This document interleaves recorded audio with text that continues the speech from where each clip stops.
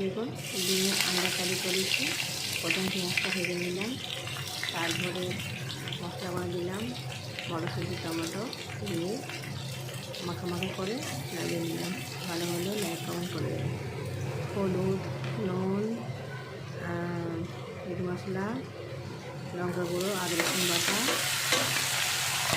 মশলা দিয়ে দিলাম।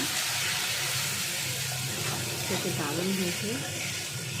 যদি আপনার কাছে ভালো লাগে লাইক কমেন্ট করে দেবেন।